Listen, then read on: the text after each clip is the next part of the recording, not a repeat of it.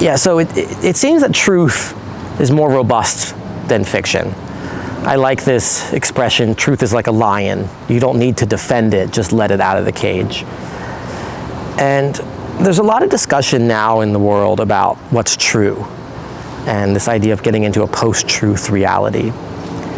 But really, I think what it is these kind of growing pains, if you will, that we are in a phase transition for how knowledge is disseminated and how knowledge is contained. And in that, we're bumping into the cage, right? That's this growing pains, that society is suddenly realizing that they were on a farm, for lack of a better term. And we never noticed. We never hit the electric fence with ideas.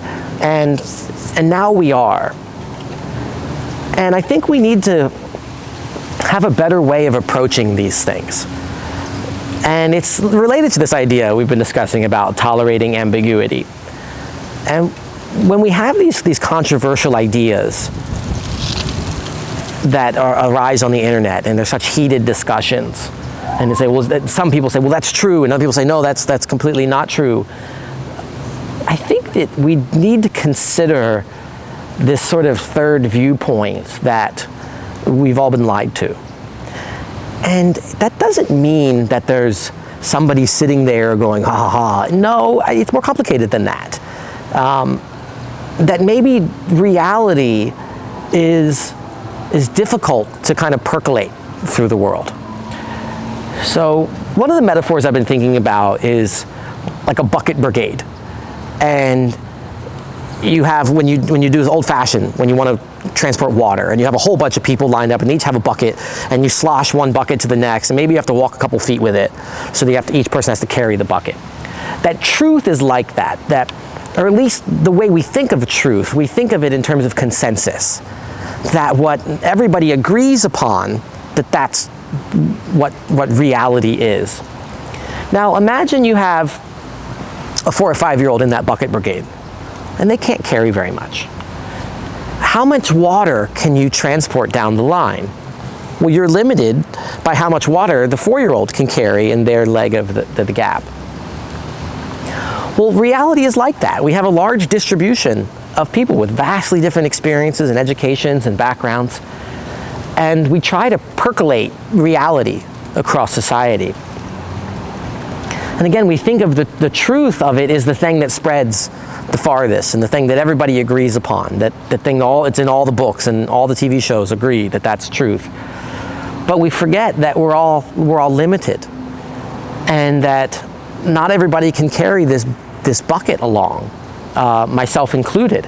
And so maybe reality is just inherently more complicated than you can pass along a chain of humans in the game telephone. And that by reasons of the nature of communication, the truth doesn't make it to the other end. And so when I say we're lied to, it doesn't mean that there's a small number of individuals that are trying to deceive a large number, although that might also happen. But in general, I think just the nature of nature is that it's very difficult to spread reality on a large scale.